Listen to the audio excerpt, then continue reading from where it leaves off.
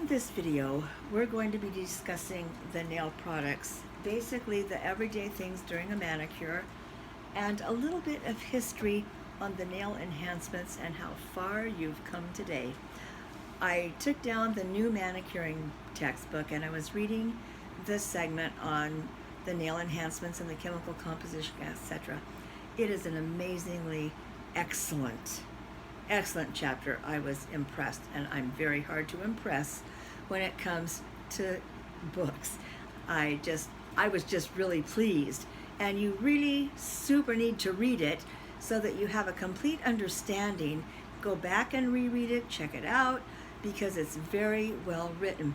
But in the middle of it, I came across a little paragraph where they talked about LMMM, the liquid methyl methacrylate. And as I was reading that little paragraph, I started laughing because that was just so the way it was.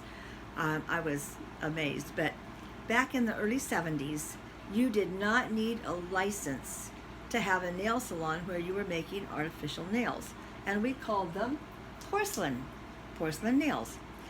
And it got so bad with the electric drills, the roughing of the nail, the chemical eating holes in the nail plate, getting into the matrix, in some instances killing the matrix, doing severe nail structure damage, that consumers started writing letters to the state board. Well, the state board stepped in and they closed all of the nail salons down, and they told them they had to go back to school to get a manicuring license. Why, I don't know, because we'd never heard of them. Okay, we didn't know what we were doing. We were just going to teach them sanitation, climate protection, health and safety. And back in the 70s, it wasn't all that big a deal. So these girls started enrolling in the manicuring course, and they had nails like, and I'm looking at them going, oh, I want those. Oh my goodness, I've got to have those nails. And I said, what do you use? And they said, we're not telling you. And I go, really? Who's going to do your paperwork for you to go to the state board? So you better tell me what you're doing. I was just joking with them, but it kind of got their attention a little bit. I was like going, yeah, right. So I started watching them, and I'm watching them make these nails, and I'm like going, oh my goodness, I can't believe it. So I went out.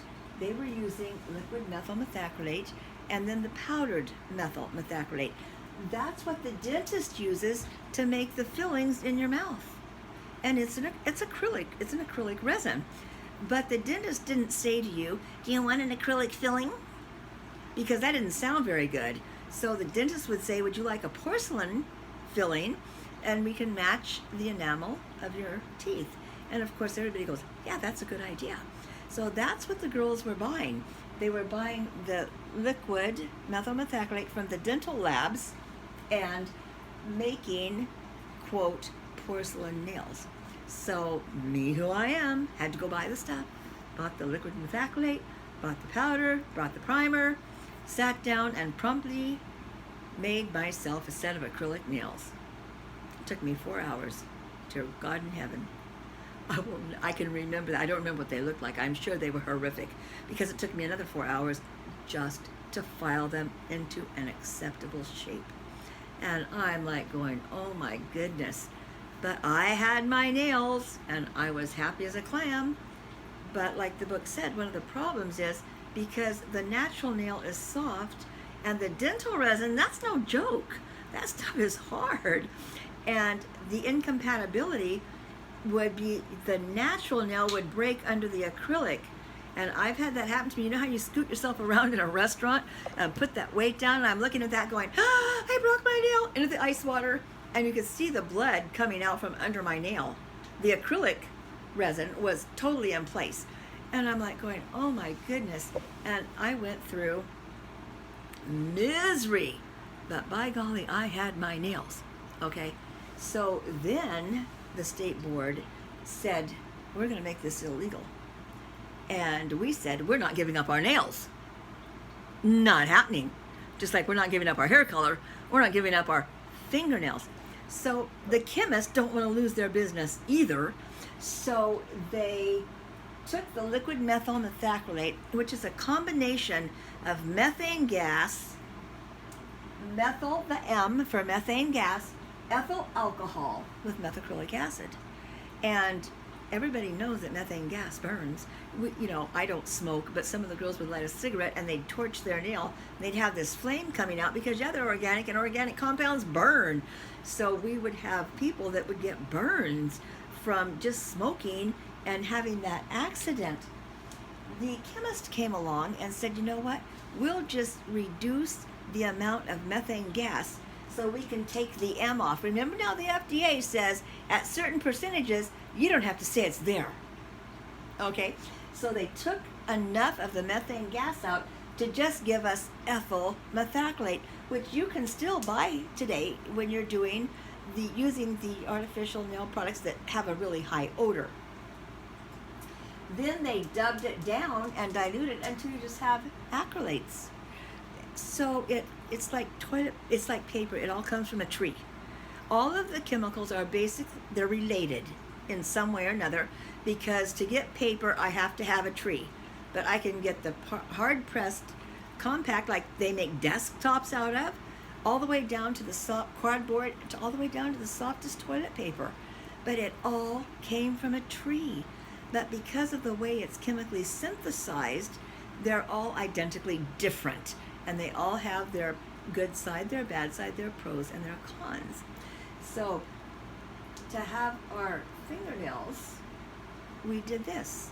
I still use, today I use OPI, and I use the odorless because I developed a humongous allergy because we didn't have health and safety. The book has stressed in the new book, safety. Overexposure is the key. So when I wanted to be an examiner at the board, I went back into the salon. Well, I did mostly nails. That was like in 83 and 84. And I went back into the salon, maybe 84 and 85.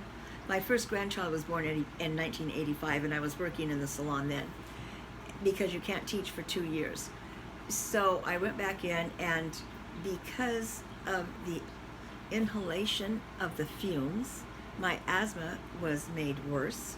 Because of the filing, the dust got behind my eyes, and I lost 20% of my vision, which is not why I need glasses today, but it is the reason I lost some of my vision. But as soon as I stopped working and had that overexposure, the eyes came back and I was okay. Now the problem is still the asthma, because what gets into your lungs is not coming out. We did not have adequate ventilation. And that's really one of the reasons I really enjoy teaching chemistry, is because I want you to know what can go wrong so you don't do it. $85,000 a year back in the 80s was no joke. And I couldn't do it anymore because of the allergies, because of improper ventilation. But we also didn't have our MSDSs, alias now SDS. I was looking at my nail dry. I have 3 of them here that I like to use. Believe it or not, Sally Hansen's is an excellent nail dry product, and it's $4.95. My next favorite is called In a Hurry, and this dries really well. It doesn't say what's in it. In your Sally Hansen, you have ethyl acetate. If you'll look over here in nail polish, amyl butyl acetate, and this has butyl acetate, denatured alcohol, which is poisonous. Obviously you can't drink it, and it's very toxic, but it's on top of your polish, so you're not absorbing it. Cellulose acetate, butyl acetate, and isopropyl alcohol. All of these chemicals evaporate quickly. I'm going to presume that In a Hurry has a lot of those same chemicals in it. The one that's really the best, of course, is, I have no idea how to say this, but when I turned it around and read the ingredients, I'm horrified. I'm totally upset. The second ingredient is toluene. And toluene causes major birth defects. When you look up the SDS on toluene, you see that it just causes birth defects. Now, toluene is in some of your acrylics under the word Toluene. And the reason it's there is because it's a fragrant oil and it inhibits the evaporation. We have, when you're doing acrylic nails, you have the stuff that smells really bad, which is the original methacrylates, okay? And then you have the odorless, which is really not odorless, it's masked, but it has they both have toluene in them. Now, the problem comes in with the stuff that smells bad, causes birth defects in the first trimester of a pregnancy. It affects the heart of the embryo, and it can cause a miscarriage. When you have it in the last trimester, as in the odorless, or in, I just dropped it, or in this product, it causes birth defects in the third trimester, the lungs. So any way you look at it, if you're pregnant, you have no business doing artificial nails, because the products in here can cause birth defects. If you look at the State Board website and you go to the toxic trio, toluene is one of the three. And there was a nail salon in New York where the girls were suffering miscarriages and babies were dying in the first 2 and 3 months of their lives. They traced it all back to the chemicals in the nail enhancements. So once again, the ventilation is crucial. The new textbook stresses that over and over and over again. They don't mention why.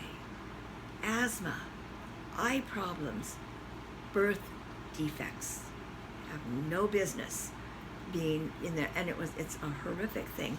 When I was in the school where I was teaching, I had a guy come in to take the manicuring course. His 5-year-old boy died of heart issues because his wife was a manicurist doing these artificial nails. And you got to remember, back in the 70s and 80s, we didn't have health and safety. We didn't have ventilation. My boss was Italian, and he used to say, just use the Italian air conditioner, turn on the fan. After all it does is blow stuff all over the place. But that was the mindset back then, because we didn't know. Today we know. Today we know we have to have ventilation. OSHA, the Occupational Safety and Health Administration, is very clear on how nail salons have to be ventilated. There was an article, and I had to laugh because you're going to think what I was going to think.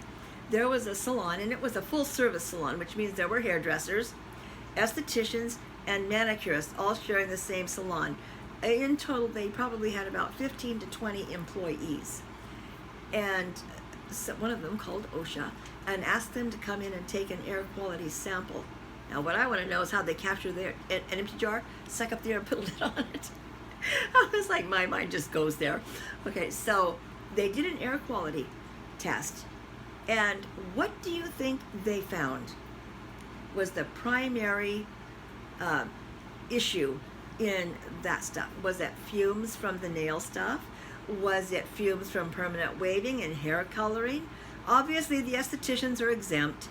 Back then, they don't use anything that has a high odor or is toxic and stuff like that. But I was surprised. It came back that the problem was carbon dioxide. And that's because they were using an air conditioner that filtered the exact same air. When you go to Vegas, not that we do, but those air conditioners bring air in from the outside, purify it, oxygenate it, put it into the casino, and take it out, and they don't recycle the same air. For that reason, because carbon dioxide makes you sleepy. That's why children go to sleep in a car. Not because of the hum of the engine, but because the windows are up, the air conditioner or the heater is circulating the same air. Their little tiny lungs aren't like ours. When you drive anywhere, you start to get sleepy. As soon as you put the window down, you wake up. That's because you're letting fresh air in and eliminating the carbon dioxide. So everybody thought that it was going to be fumes and such, But in reality, it was the carbon dioxide that was the problem. So remember, in a salon, plant life is crucial. You need a lot of plants because plants absorb carbon dioxide and they give off oxygen. And they're very aesthetically, they're pretty. There's nothing neater than seeing a nice, beautiful array of, leafy greens and ivies and pretty flowers and stuff like that. But the health benefit that you get, along with an air purifying system that is adequate, it's almost imperative that you take care of yourself because you can make a lot of money. It's interesting that most people come in for a fill every 2 to 3 weeks. When I was in the salon, you only had to come in once a month. Some of them came in once every 6 weeks because when I make an artificial nail, there's no ridge here. Okay, there's no grow out, there's no bump here. So I can go without polish. My nails look natural. So I use a clear and everything's fine. And I'm happy with it. So far, I don't have cancer. I don't have any health issues except my asthma, okay, which is not going away, but that's okay because I have my inhalers. Do you honestly think for 1 minute I'm going to not bleach my hair and not make my fingernails? Not in this lifetime. Don't tell me not to do it. Just give me a safe way to do it. So hopefully in the chemistry classes that we've had in this semester, you will have learned how to safely work with the chemicals and products that you have. Safely is the key. Proper ventilation is everything. When you look at the normal manicuring stuff, okay, we're looking at the cleansers that we do. When a client comes in, they wash their hands. You wash your hands, or you're going to use a hand sanitizer.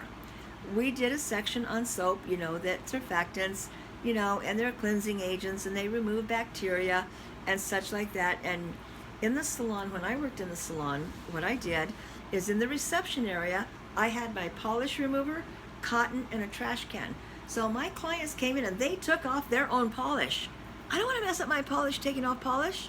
Besides that, it takes time. So they would come in and they would take off their own polish. Then they would go to the bathroom and wash their hands. And I had 2 jars. One said clean, disinfected nail brushes. The other one said soiled, dirty nail brushes. My clients knew that they would go in and wash their hands. They would take the nail brush and wash their fingers and get all of the acetone and dirt and stuff off of their nails. And I was reading the new book, and one of the main things you have to do is start with a clean surface. Absolutely correct on that. Then they would put it in the soil container, dry their hands, and then they were ready to come to my table for me to do their fill, a full set, a fix, or a manicure, a pedicure, whatever it is I was going to do. It didn't matter. Then the acetone is the main ingredient in polish remover, but it is also the main organic solvent. Water is the organic solvent. Universal is the word I was looking for and couldn't find it. The universal organic solvent is acetone. The universal solvent is water. On a state board exam, don't confuse the two. If it just says universal solvent, they want water. But if it says universal organic solvent, the answer is acetone. Now, non-acetone polish removers have as their main ingredient methyl ethyl ketones. And let me tell you, I don't like them. Because of the methyl and ethyl, they're too close to this. And you rub, and you rub, and you rub. The polish won't come off, but the nail underneath it will get gummy. Horrible. When you use pure acetone, you soak it, you rub it for like 10 seconds, wipe it off, and it's gone. And because it evaporates instantly, it doesn't harm the nail. Then you have your cuticle solvents and remover, which we talked about with sodium hydroxide, 3 to 5%. And because it's an alkali, it softens the cuticle around the nail. But it's also an alkali. And it dries out the skin, okay? And it's probably not a good choice. Then you have cuticle oils. And I'm going to insert right here that I don't think there's a woman alive who needs to soak her hands in hot soapy water for a water manicure. We wash our hands. If you have children, you wash them on a regular basis, changing a diaper, washing your hands. And I don't know if you've had any children or not, but I don't know how many diapers a day you change, but it's a lot. Okay, so the hands are already basically fairly dry. So I'm an advocate of the oil manicure. They have a hot oil machine, and they have the school product it's kind of like a hand cream, hand lotion. And it's just a generic hand lotion. I'm an advocate of either avocado oil, sunflower oil, some type of a nice oil that has a small enough molecular structure that it can be absorbed by the nail as well as the hand, with a little bit of essential oil of that client's choice in it. Not only is your salon going to smell wonderful, she's going to smell wonderful, but she's chosen her scent. Normally with an oil manicure, when you're done, you have to throw it away. But we have little tiny containers, and you put it in and you put the lid on it and you give it to her. And it should have your salon or your name and number on it. So when she uses it, because it's purse size now, so when she's at work or wherever she is in the bathroom washing her hands, and she takes out her oil and puts it on, it's going to smell. And the people around her go, "What do you have? What are you using? Where'd you get that?" "Oh, my manicurist gave it to you." Manicurist gave it to you? Yes, gift. Because otherwise I just have to throw it away. And why would I throw it away? And the same thing goes true when you're doing a pedicure. You don't soak their feet in a hot oil machine, obviously, but you can heat up their oil in that machine, and you can have it scented, and you can do your foot and leg massage in that scented oil. Then you give her the rest of it to take home, and that way you're not throwing anything away. Hand creams and lotions are everyday occurrences. You buy all the time. The grocery store, CVS, all these places are full of hand creams and lotions. Which one? Well, usually hand creams contain lanolin, some mineral oil, depending on the quality. And the difference between a lotion and a cream is that creams are usually designated for drier skin, where lotions are for more oily skin because they have stearic acid in them. So the pH is reduced. When I have a lower pH, my hands aren't going to be as oily. They're not going to produce as much oil. The active ingredient in polish is nitrocellulose and amyl butyl acetate, castor oil, and of course pigment. Now the key here is the amyl and butyl acetate. What happens when polishes get old is these two are very volatile, which means they evaporate quickly. So as these evaporate out, the polish gets really thick. So you purchase a nail thinner. And that nail thinner is going to have either ethyl acetate, amyl acetate, or butyl acetate as the active ingredient, because I need to replace the stuff that evaporated out that made my nail polish flow on smoothly. Don't use polish remover to do that. The purpose of polish remover is to break apart the pigments and remove it. Yes, it'll work for a day or two. It'll thin the polish, and you'll be able to use it for a day or two. Then you go back and look at your bottle, and it's all separated. So that's not the proper way to thin your polish. Sally Hansen has a nail polish thinner, and I use it all the time in our polishes. And it's amyl and or butyl acetate, and usually it's both, because they don't know which one they used in their nail product.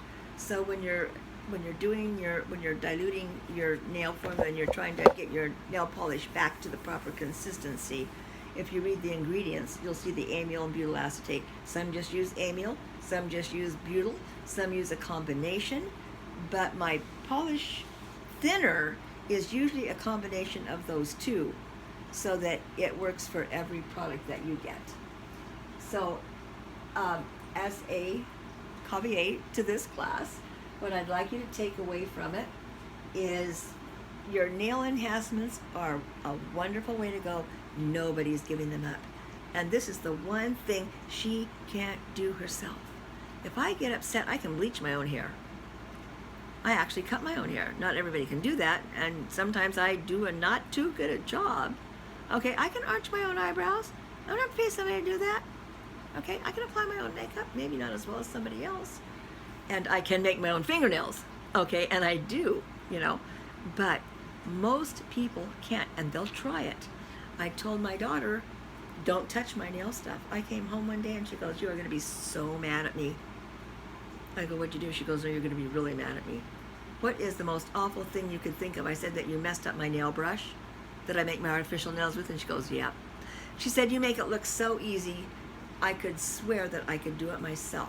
Well, if you don't keep your brush clean, it coagulates on the inside of the brush, forms hard little balls, can't get them out, and I only use Kolinsky Sable brushes.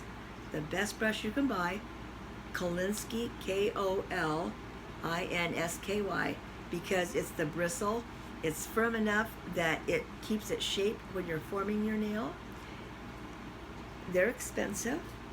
On Amazon, not as expensive as a nail salon. Don't ever buy your brushes, you know, at a paint store like Michael's, the Kolinsky brushes and such like that.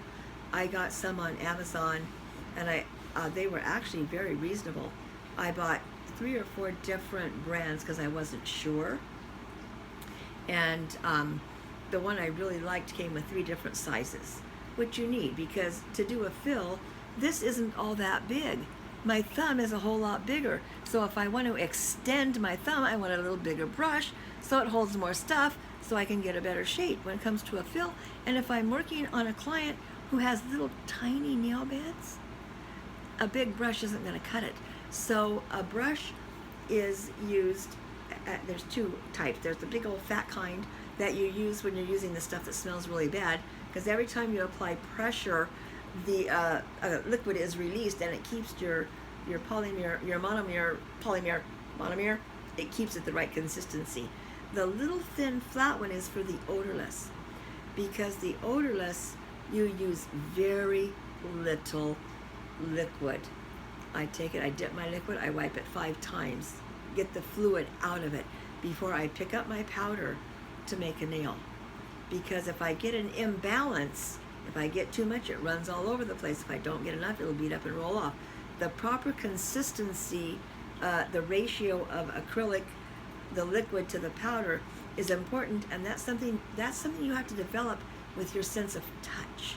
You can be shown how, but until you actually get the hang of it, you need to practice. But I will suggest that you find a product that you like and don't switch around. It's like driving a car. You know how to drive a car, but you don't know and you know how to drive a truck. You've just never done it. So what am I going to do? I'm going to get in there and I'm going to malfunction, right? I'm going to, where's this, where's that? Every time you get a new car, it takes a week for you to acclimate to that car. So every time you change an acrylic brand, you have to acclimate to that brand's particular ratio. They're not the same. So pick a brand, stick with it, learn to use it. Once you have developed your skill, then you can trade around if you want to. But you have so many products available to you today that if I were back in the industry, I would be so excited, because you're only limited now by your lack of imagination.